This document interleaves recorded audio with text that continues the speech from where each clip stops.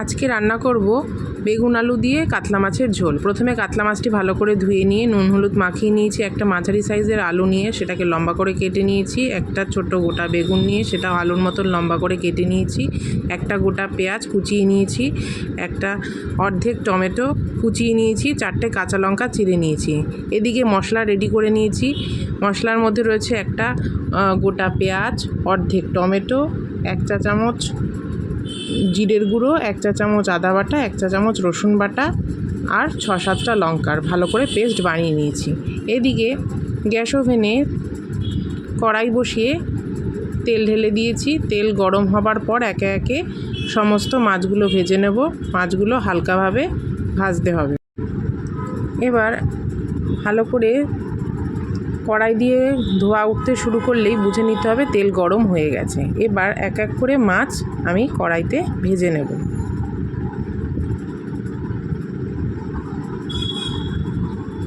ভালো করে এপিট ওপিট উল্টে মাছ ভাজা হয়ে গেলে আমি মাছগুলো তুলে নেব।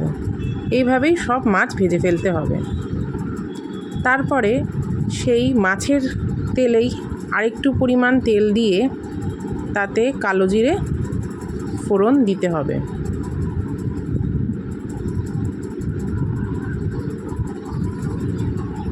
তারপরে দিয়ে দিতে হবে লম্বা করে কুচিয়ে রাখা পেঁয়াজগুলো।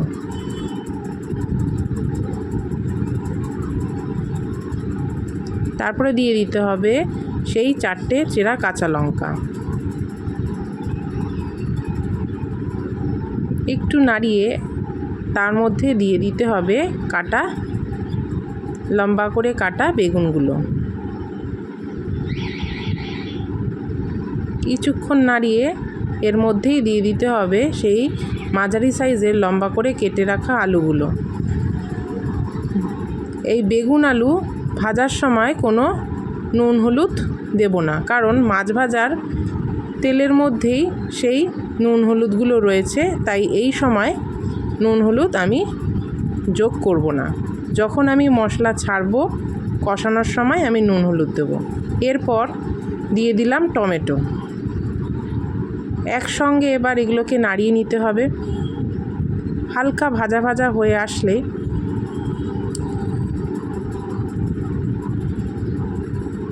এর মধ্যে দিয়ে দিতে হবে সেই তৈরি করে রাখা মশলার পেস্টটি।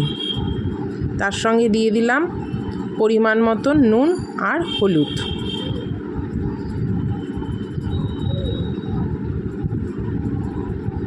এবার এটিকে ভালো করে কষিয়ে নিতে হবে।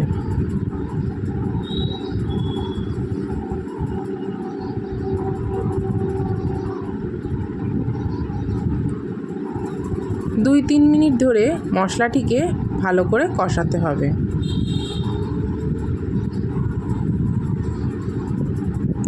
যতক্ষণ না মশলাটির গা থেকে তেল বেরিয়ে আসে। এরপর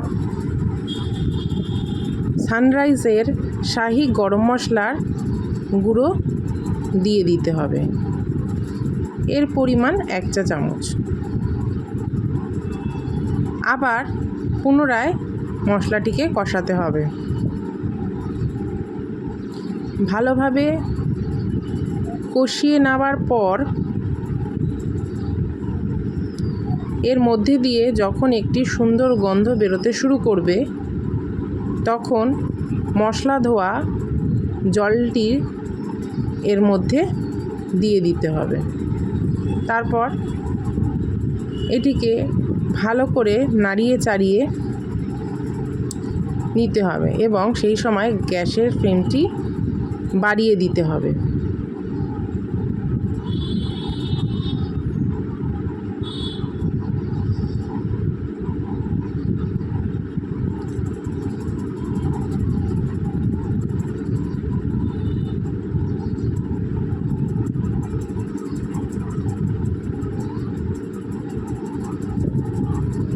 এবং এটাকে ভালোভাবে কষাতে হবে। এরপর এর মধ্যে পরিমাণ মতন জল দিয়ে দিতে হবে।